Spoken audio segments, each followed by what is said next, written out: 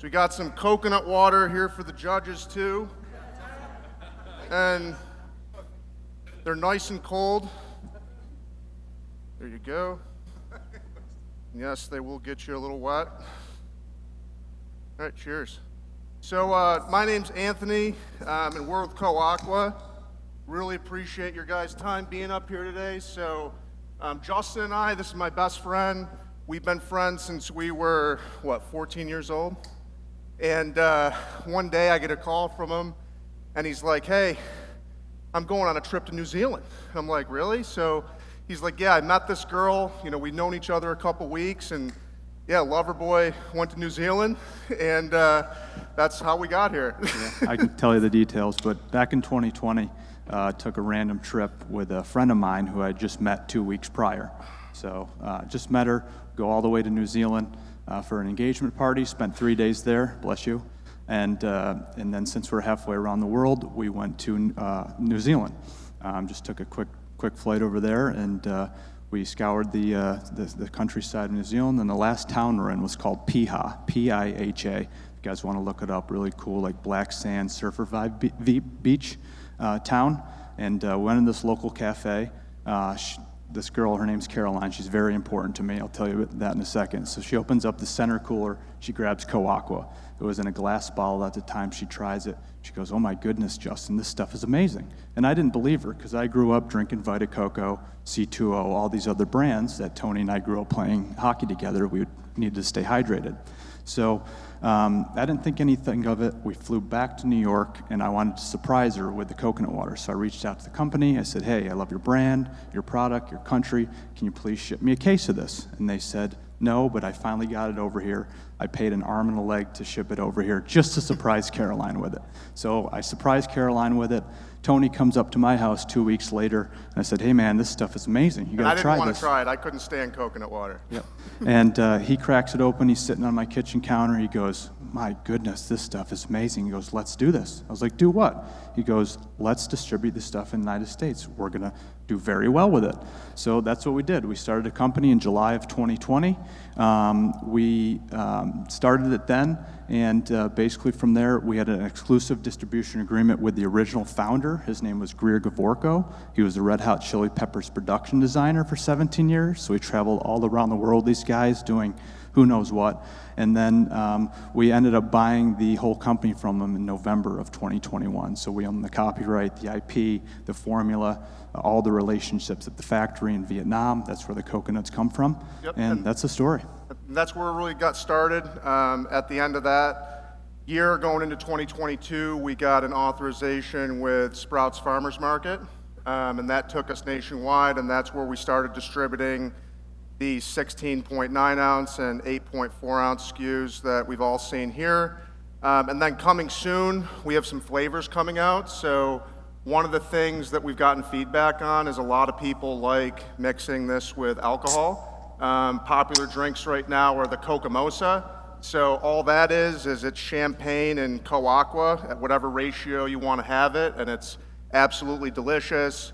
And then the other flavors that you see here, these are playing into the strategy that we have right now. So we've landed major distribution with one of the largest alcohol, wine and spirits distributors in the country, and we've gotten into some really great shows with them, Food Network shows, all these different events where we've been able to now mix the CoAqua with these alcohol brands. And then on top of it, we're both hockey players. That's how Justin and I became best friends. We'd both wake up at like 5 in the morning and go skate, and I was a goalie, and Justin had the best shot on the team, so. I'd hit him in the head a lot. So. Yeah, hit me in the head a lot. But yeah, anyways, going forward here, this is us again at the Food Network show. For those of you who watch the Real Housewives, we got to teach Julia from the Real Housewives of Miami how to say CoAqua. That was really fun. And what we're doing here today is that we've been in the market for going on 3 years now. Major retailers such as Sprouts Farmers Market, Wegmans, Giant, Justin, you'll go into more of that, but we have a proving selling story. So really now with the distributor that we have, we're gonna now scale that selling story into greater revenues. Revenue potential, this year we're expecting to do approximately $8 million. We're actually going to upgrade this forecast after a few meetings that we've had in the last couple days, but we're expecting 2025 we could do anywhere between $40 to $50 million in revenue with the distribution that we have. And then going here, Justin, you can kind of get into some of the areas that we're in. The first retailer that we landed was Sprouts. They're nationwide. They have 400 locations across the country in 23 states, and then we've just been building on that success ever since. I'm from Western New York, as is Tony. That's where we grew up together. So the automatic retailer to go to is Wegmans, right? They have 110 stores, and then Giant in the Northeast, and Gristedes and D'Agostino's, they're in New York City, and then we're also in 100-plus ShopRites, and we should be in about 330 of them by the end of this year because we're performing so well in there. And then, of course, we're starting to work with some pro football teams, NHL teams. So the Jaguars, we're drinking CoAqua this season. I wish they had a better season so we could, brag that it was because of CoAqua, but hopefully next year. And then, for us, really the big one up there that we like to talk about is Southern Glazers. We just landed distribution with them. So that's that major wine and spirits distributor, which is now putting us in touch with some of the largest alcohol brands in the world. So we've recently been having meetings with Papa's Bilar, Casamigos, Constellation brands to kind of get the idea of some of these functional cocktails to the market. And that's kind of how our value proposition has been evolving since we gained that distribution is that we've gone from just a drink that people are, consuming because they want to stay hydrated, but because of the unique profile of our product, now kind of evolving into those other flavors so that we can capitalize on that. And then, probably the most important part of our company is why we're doing it. So when Justin and I started CoAqua, we both had pretty good jobs, we really did. It's just kind of an opportunity that came, and we really talked a lot about why we're going to do this. It's not just going to be to make more money. We need to do something to make the community a better place. And at the time, I was already on the board of the Bikes for Kids Foundation. It's a national organization where we go into Title I schools in the 3rd grade. We have a program called Think Big, Work Hard, Be Kind, No Excuses. The kids go through that, and at the end of it, they write an essay on what they want to be when they grow up and how those 4 principles can help get them there. And after that, sorry, am I out? Well, long and the short is they write the essay. Kids think top 3 essays are going to win a bike. We end up giving all the kids in the school a bike. We gave away 320 bikes this year in Jacksonville. It's our goal to give away 2,000 next year. And why we love it is because kids who are getting these bikes are graduating high school at a rate of roughly 2,000% higher compared to their peers who don't get the bikes. So, yep, and then you guys probably want to know about that. So we just raised $1 million in safe notes. We're about to sign an engagement letter with a Wall Street investment bank who wants to kind of help us raise our next round. And as far as valuation goes, we're now raising safe notes on an uncapped valuation that'll just convert when the investment bank kind of closed the round. I know a lot of you love hearing that, but that's just what it is. So thank you.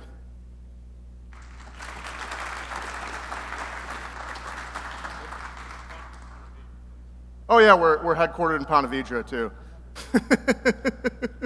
We were actually, I was living up in Charlotte when we first founded the company, and then COVID hit and we had our first baby. Well, my wife had the baby, right?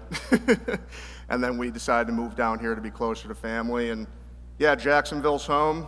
We're working with 904 Happy Hour. You guys are going to see us at all the taco and tequila events, brunch fests. So, we're giving away the CoAqua for free over there to keep the city hydrated.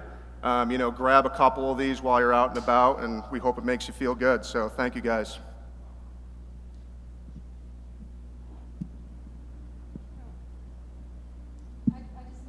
Thank you. Hope you can hear me. I just need a clarification. What are you looking for today from us, and what's that money going to be used for? So right now, we're putting out a term sheet. It's going to be for $20 million in financing, a combination of debt and equity. And primarily it's going to be used for a combination of marketing spend. Additionally, there's trade spend in there that's kind of broken out from our generalized marketing budget that'll be used a lot for in-store activations, and then we got some R&D in there, and then we also have, hiring some staff as well. Beverage, it's literally retail war, so you got to have people on the street to go in the stores to make sure you don't find all your cans in a Frito-Lay box in the back of the store, because it happens all the time. So to use a term in your world, so your projections, like every entrepreneur's, are very much a hockey stick projections. So Yeah. What are some of the milestones that you guys need to meet to be able to really execute on that level of growth? Well, it's all set right now. So we go to Vietnam a couple times a year. That's the biggest question we get is with production. So currently right now we have 5 separate co-packers over there. Ho Chi Minh City, Hanoi, Vietnam, that can make the product. So as far as producing the product, we can make 600 containers a month of this stuff right now, which if we max that production out, we'd be at roughly $3 billion or so in retail revenues. So we got a ways to go there. And then as far as a distribution standpoint goes, we're with a distributor who can take us to that level. Southern Glazers goes to 260,000 locations nationwide, and if we get into 60% of those, and we all went to school here, getting a 60 on the test isn't like a great thing. So if we just get into 60% of those, we'll be a sub $300 million in revenue company. How do your unit margins compare to your competitors? Really good. We say that CoAqua, it's liquid gold. Just delivered product to Wegmans, close to 60% margins on the sale of the product.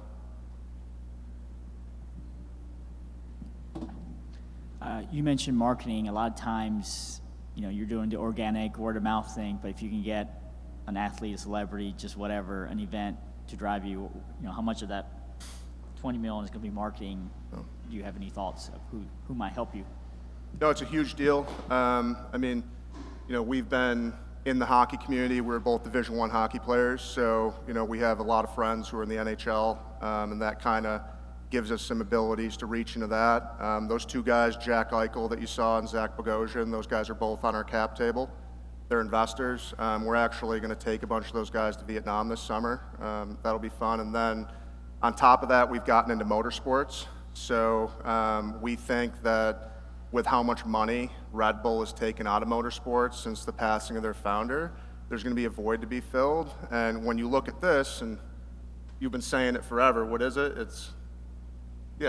Say it. Red Bull for healthy people. It's like, hey, when we're 3 o'clock, you don't need to drink like a bunch of stuff that comes out of a laboratory. You're just dehydrated. Have a CoAqua. So that's what we think. Yeah, I think F1 is a great outlet for you once you guys decide to go outside the U.S. Amazing. And then the Rolex Always 24. wanted to go to Monaco, so. Sorry? Always wanted to go to Monaco. There you go. So. That's the best time to go during that race. And that's already started. We had a driver win the Rolex 24 with us this year. So the team that won the Rolex 24 Era Motorsports, they were hydrated by CoAqua, really just because I brought them 10 cases at 1 in the morning when the guy from Pepsi or whatever wasn't there to see me. So yeah, they were drinking it the whole time. I'm just curious, how are you getting these distribution deals? Do you have a team of biz dev folks, or you No, guys? it's just us doing it. We're making the calls. So just a connection through a connection. We talk to them and get in front of them, and they like us, and hopefully you guys too do. But Amazing. That's an amazing job. So yeah, I used to be a us. financial advisor. So if you guys go on your LinkedIn, there's probably messages from me that you never responded to from like 4 or 5 years ago. I used to hit y'all, But yeah, that's kind of what we do. Is we just do it all ourselves, and we love the brand, we love being the brand, and that's why we want the funding to kind of put the team in place, essentially folks who are a lot smarter than us to kind of run the business side so that we can be out promoting it as much as possible. We love doing it. So just last question for me, and you just mentioned it, that sort of ties into my final question. Tell me what your brand is. What's the emotional tie between you and your customer base? How would you describe that? It's family, it's friends, and CoAqua is love. Look no further than the people who own and operate the company. Like we got, me and him are brothers. We've been here since we were 14 together. You know, my brother works with us, you know, our family works with us, and, you know, we're all just very close friends. And I think it's evidenced in how Rear Gavorko, the original founder, he's now doing all the operations for the company. You know, we gave him shares in the company here. We developed a tremendous relationship with him even, and, you know, we just have a very love-driven culture. That's it. Just the initial Southwest Airlines sort of branding. I don't know if you guys remember that, but you might Yeah. be too young, but if you go back and look. Great. Yeah, and branding's something that we need to figure out more. You know, that's part of what the capital raise is for. Like when you mentioned marketing, it's like we need to get all of us in a room and just figure it out at a higher level, and that's where the company's going. Great job, guys. Thank you. Thank you, appreciate it. Thank you.